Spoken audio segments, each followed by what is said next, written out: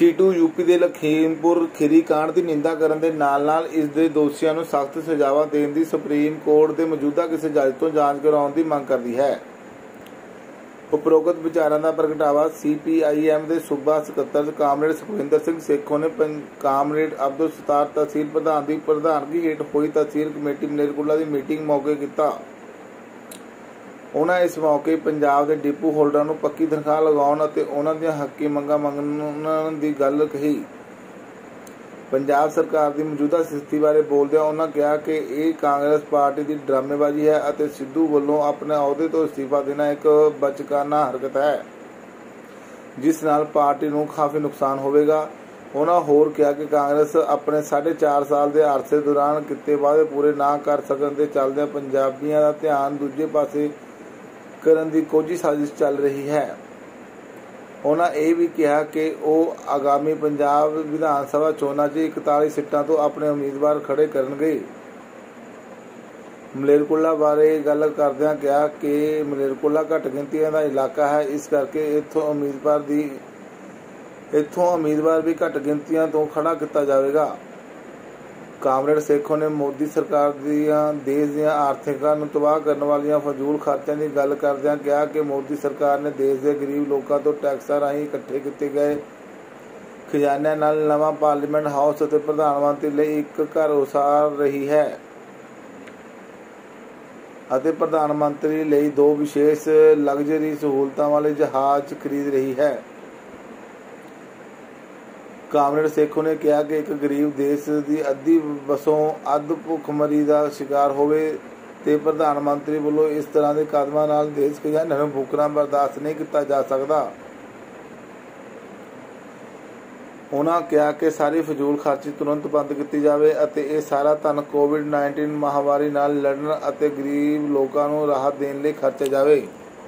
और खबरें देखने लिए इस चैनल लाइक सबसक्राइब और शेयर करो ताकि तुहाडे तक नवीं खबरें पहुँचाई जा सकन। अज जिहड़ा है पार्टी दियां साडियां जथेबंदक चोणां दा जिहड़ा प्रोसैस है वो चल रहा। पार्टी दे 23वां जिहड़ा साडा महासम्मेलन आ पार्टी कांग्रेस है वो पनूर च कैरला च अप्रैल 2022 च होनी है। उस तो पहला ब्रांचां तहसीलां जिल੍ਹਿਆਂ ਦੀਆਂ ਕਾਨਫਰੰਸਾਂ होण जा रही ने।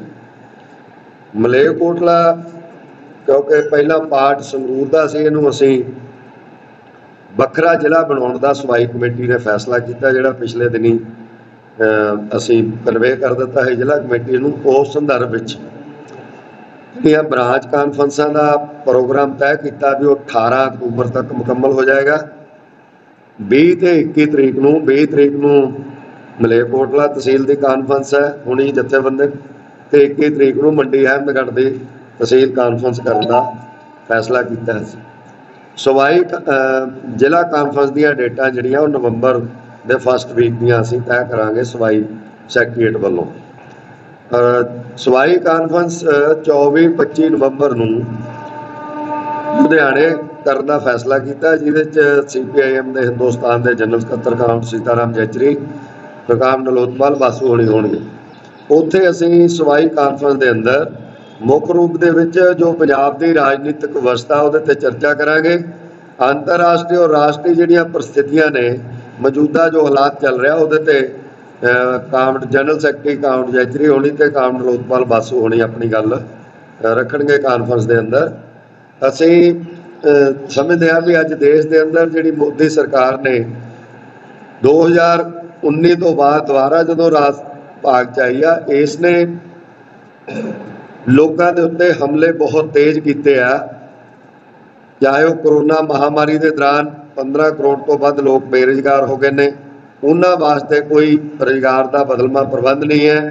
सरकार ने इस महामारी के दौरान भी या तो कारपोरेट हाउसेज के टैक्स माफ किए है ਜਾਂ ਉਹਨਾਂ ਦਾ ਜਿਹੜਾ पैसा लैके भज्जे ने उन्होंने ਵੱਟੇ खाते पाया।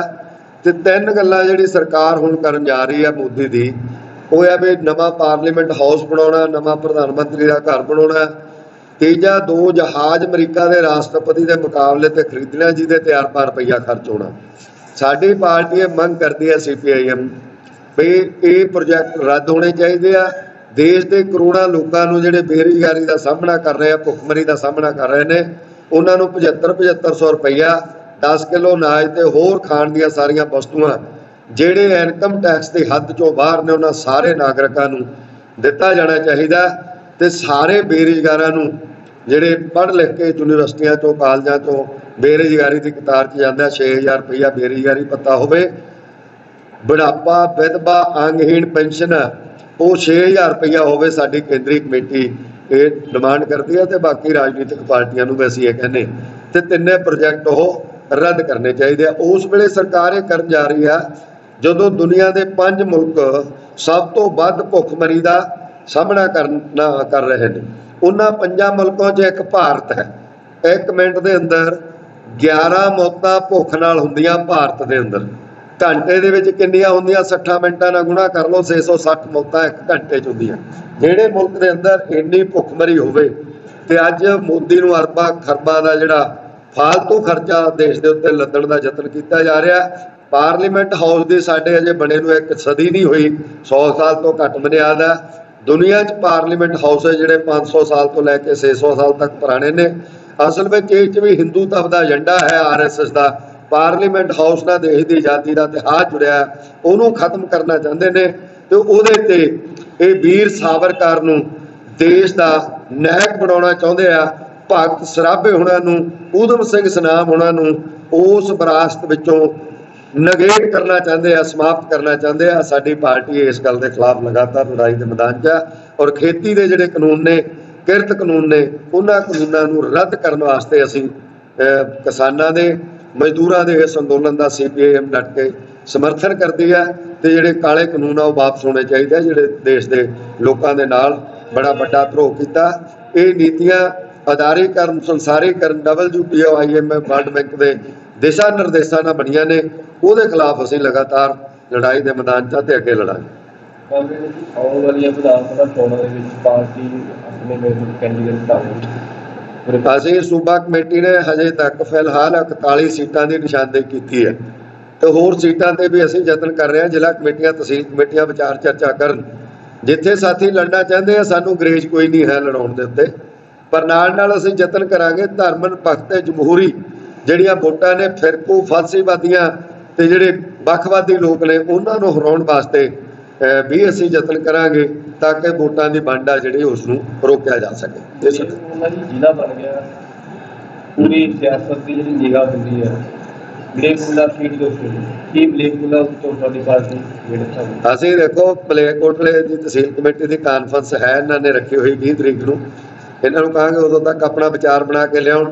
पर एक गल पक्की है भी इत्थे क्योंकि घट गिणतियां का जिला है तो कैंडीडेट भी साडा घट गिणतियां जो हैगा, ये गल पक्की है।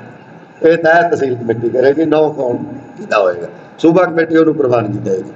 जिस तरह की पंजाब की सियासत की चक बना रही है, या कदे प्रधान सजांदा है या कदे मुख्यमंत्री इस्तीफा दे दिंदे, इहदे वास्ते देखो ये कांग्रेस पार्टी ड्रामे कर रही है तो किसी एक व्यक्ति को दोषी ठहरा के तो कहते इनकम्बेंसी फैक्टर शायद खत्म कर दी है। तो जिहड़ा सिद्धू का सवाल है वह बचगाना बड़ा है, वो बच्चों वाली गल्लां करदा ते इस करके वो मैच्योरिटी का जिहड़ा लैवल नहीं है। इस वास्ते उन्होंने वैसे तो उन्होंने अपनी पार्टी का सवाल है, मेरी पार्टी का यह सवाल नहीं है, पर एक मैच्योर लीडरशिप का जिस तरह अपीयर होना चाहिए। सरकार बनी आ, सरकार कांग्रेस की भावें कैप्टन की अगवाई च सी, भावें चन्नी की अगवाई च। साडी पार्टी मंग करती है भी जिहड़े वादे कीते सी 2017 में चोण मैनीफेस्टो कांग्रेस पार्टी ने, जिन्होंने उन्होंने नैशनल एग्जैक्टिव ने प्रवान किया, नैशनल लीडरशिप ने वही मैनीफेस्टो उन्होंने दिता ना, तो फिर उन्होंने लागू कराना उन्होंने जिम्मेवारी है। जिहड़े 3 महीने रहिंदे है, नशा मुक्त करो, कर्जा मुक्त करो पंजाब नूं, ते जिहड़ा बेरोजगारी है, घर घर नौकरी का सवाल उन्होंने कहा सी, बुढ़ापा विधवा पेंशन का सवाल, भ्रिष्टाचार आ, गुंडागर्दी हो रही है, जेलां टोड़ियां जा रही, गैंगवार हो रही है, उस सारे नूं कंट्रोल करना पंजाब सरकार की जिम्मेवारी है। उहदे च दखलअंदाजी हिम्मत ना करनी चाहिए है। जिन्नी हिम्मत करनगे, जिहड़ा रेते का बजरी का काला बाजारी चल रही सी ते पहलां वो अकाली भाजपा वाले चला रहे सी, ते इस वेले पता ही है भी वो कांग्रेस वालियां ने चलाया, जिहड़ा 4.5 साल चलाया, कम पौने 5 साल ਤੇ ਹੁਣ ਜਿਹੜੇ 3 ਮਹੀਨੇ ਰਹਿੰਦੇ ਕਿੰਨਾ ਕੁ ਸਫਲ ਹੋਣਗੇ ਇਹ ਤਾਂ ਆਉਣ ਵਾਲਾ ਸਮਾਂ ਦੱਸੇਗਾ। ਪਰ ਜਿਹੜਾ ਪੌਣੇ 5 ਸਾਲ ਨਹੀਂ ਕਰ ਸਕੇ 3 ਮਹੀਨਿਆਂ ਦੇ ਵਿੱਚ ਸਫਲਤਾ ਜਿਹੜੀ ਆ ਉਹ ਸ਼ੱਕ ਦੇ ਘੇਰੇ 'ਚ ਹੀ ਹੈ। ਪੰਜਾਬ ਦੇ ਵਿੱਚ ਵੈਸੇ ਤਾਂ ਹੀ ਸਾਰੇ ਮਹਿਕਮੇ ਸਾਰੇ ਮਜ਼ਦੂਰ ਵਰਗ ਦੀ ਦੁਖੀ ਲੱਗ ਰਹੇ ਆ। ਇੱਕ ਰਾਸ਼ਨ ਡਿਪੂ ਵਾਲਿਆਂ ਦਾ ਮਸਲਾ ਹੈਗਾ ਕਿ ਕਮਿਸ਼ਨ ਜਾਂ ਤਨਖਾਹ ਦਾ ਜਿਹੜਾ ਵੰਡ ਕਰਦਾ ਆ ਉਹਨੂੰ ਵੀ ਮਤਲਬ ਕੋਈ ਕਮਿਸ਼ਨ ਸਰਕਾਰ ਦੇ ਰਹੀ ਨਾ ਬਤਾਉਂਦੀ ਕਿਤੇ ਸਰਕਾਰ ਉਹ ਕਹਿ ਰਹੀ ਹੈ ਵੀ ਅਸੀਂ ਰਾਸ਼ਨ ਵੀ ਦੇਵਾਂਗੇ ਇਹ ਵੀ ਦੇਵਾਂਗੇ ਇਹਦੇ ਬਾਰੇ ਕੋਈ ਥੋੜਾ ਦੇਖੋ ਅਸੀਂ ਕਹਿੰਦੇ ਉਹਨਾਂ ਨੂੰ ਪ੍ਰੋਪਰ ਕਮਿਸ਼ਨ ਦੇਣਾ ਚਾਹੀਦਾ। ਉਹ ਕਮਿਸ਼ਨ ਜੇ ਨਹੀਂ ਦੇਣਗੇ ਤਾਂ ਉਹਦੇ ਨਾਲ ਚੋਰ ਬਜ਼ਾਰੀ ਹੁੰਦੀ ਹੈ। ਉਹ ਬਹੁਤ ਸਾਰੀਆਂ ਘਟਨਾਵਾਂ ਪੰਜਾਬ ਦੇ ਵਿੱਚ ਸਾਨੂੰ ਦੇਖਣ ਨੂੰ ਮਿਲੀਆਂ ਨੇ। ਉਹ ਟਰੱਕਾਂ ਦੇ ਟਰੱਕ ਕਣਕ ਦੇ ਵੇਚ ਦਿੰਦੇ ਆ, ਦਾਲਾਂ ਵੇਚ ਦਿੰਦੇ ਨੇ ਜਾਂ ਹੋਰ ਜਿਹੜਾ ਸਮਾਨ ਆਉਂਦਾ ਵੇਚ ਦਿੰਦਾ। ਉਹਦੇ ਚੋਂ ਨਿਕਲਦਾ ਵੀ ਉਹਨਾਂ ਨੂੰ ਪ੍ਰੋਪਰ ਤੁਸੀਂ ਲਾਇਸੈਂਸ ਦੇਣਾ ਹੀ ਕੰਮ ਨਹੀਂ ਹੈ। ਲਾਇਸੈਂਸ ਦੇ ਕੇ ਉਹਨਾਂ ਨੂੰ ਕੁਝ ਬਚਦਾ ਵੀ ਹੋਵੇ ਨਾ, ਜੇ ਉਹਨਾਂ ਨੂੰ ਬਚਦਾ ਹੋਵੇਗਾ ਉਹ ਡਿਊਟੀ ਸਰਕਾਰ ਦੀ ਉਹਨਾਂ ਨੂੰ ਕਮਿਸ਼ਨ ਤੈਅ ਕਰੇ ਜਾਂ ਉਹਨਾਂ ਦੀਆਂ ਤਨਖਾਹਾਂ ਤੈਅ ਕਰੇ ਜਾਂ ਉਹਨੂੰ ਸਰਕਾਰੀ ਡਿਊਟੀ ਦੇ ਤੌਰ 'ਤੇ ਤਨਖਾਹਦਾਰ ਮੁਲਾਜ਼ਮ ਰੱਖ ਕੇ ਉਹ ਡਿਸਟਰੀਬਿਊਟ ਕਰਨਾ ਚਾਹੀਦਾ ਤਾਂ ਕਿ ਉਹ ਕਰਪਸ਼ਨ ਦਾ ਜਿਹੜਾ ਧੰਦਾ ਚੱਲ ਰਿਹਾ ਉਸ ਨੂੰ ਰੋਕਿਆ ਜਾ ਸਕੇ। ਆਉਣ ਵਾਲੇ ਦਿਨਾਂ ਵਿੱਚ ਡਿਪੂ ਹੋਲਡਰਾਂ ਵੱਲੋਂ ਪੰਜਾਬ ਲੈਵਲ ਦੀ ਇੱਕ ਹੜਤਾਲ ਕੀ ਜਾ ਰਹੀ ਹੈ, ਕੀ ਤੁਸੀਂ ਉਹਨਾਂ ਸਮਰਥਕ ਹੋ ਪਾਰਟੀ ਦੇ? ਦੇਖੋ ਜੇ ਉਹਨਾਂ ਦੀਆਂ ਜਿਹੜੀਆਂ ਜੈਨੂਅਨ ਡਿਮਾਂਡਸ ਨੇ ਅਸੀਂ ਤਾਂ ਜਿਹੜਾ ਵੀ ਆਪਣੀਆਂ ਜਾਇਜ਼ ਮੰਗਾਂ ਲਈ ਲੜਦਾ ਉਹਦਾ ਸਮਰਥਨ ਕਰਾਂਗੇ। ਜਿਹੜੀਆਂ ਜੈਨੂਅਨ ਡਿਮਾਂਡਸ ਨੇ ਉਹਦੇ 'ਤੇ ਅਸੀਂ ਉਹਨਾਂ ਨੂੰ ਸਟੱਡੀ ਕਰਾਂਗੇ ਤੇ ਸਟੱਡੀ ਕਰਨ ਤੋਂ ਬਾਅਦ ਜਿਹੜੀਆਂ ਉਹਨਾਂ ਦੀਆਂ ਜਾਇਜ਼ ਡਿਮਾਂਡਸ ਨੇ ਉਹਦਾ ਸਮਰਥਨ ਕਰਾਂਗੇ। ਪਰ ਜਿਹੜਾ ਉਹ ਕਾਲਾ ਬਾਜ਼ਾਰੀ ਕਰਦੇ ਆ ਸਰਕਾਰੀ ਅਧਿਕਾਰੀਆਂ ਨਾਲ ਰਲ ਕੇ ਉਹਨੂੰ ਕਹਾਂਗੇ ਵੀ ਮੁਕੰਮਲ ਤੌਰ 'ਤੇ ਉਹਦੇ 'ਚੋਂ ਬਾਹਰ ਹੋਣਾ ਚਾਹੀਦਾ ਉਹਨਾਂ ਨੂੰ। ਨਾਲ ਇਹ ਵੀ ਕਹਾਂਗੇ ਅਸੀਂ। ਜਿਹੜਾ ਯੂਪੀ ਦੇ ਵਿੱਚ 3 ਵਜੇ ਦੀ ਘਟਨਾ ਹੋਈ ਹੈ ਲਖਮੀਰਪੁਰ 'ਚ ਉਹਦੀ ਅਸੀਂ ਸਖਤ ਨਿੰਦਾ ਕਰਦੇ ਹਾਂ ਔਰ ਜੁਡੀਸ਼ੀਅਲ ਇਨਕੁਆਇਰੀ ਦੀ ਮੰਗ ਕਰਦੇ ਹਾਂ। ਪਰ ਉਹ ਮਸਲਾ ਕੱਲ ਮਤਲਬ ਨਜਿੱਠ ਲਿਆ ਗਿਆ ਹੈ, ਉਹਦੇ 'ਤੇ ਸਮਝੌਤਾ ਹੋਇਆ। ਪਰ ਉਹਨਾਂ ਨੇ ਕਿਹਾ ਵੀ ਅੱਗੇ ਕਾਰਵਾਈ ਹੈ ਜਿਹੜੀ ਕਾਨੂੰਨੀ ਉਹ ਜਾਰੀ ਰਹੇਗੀ।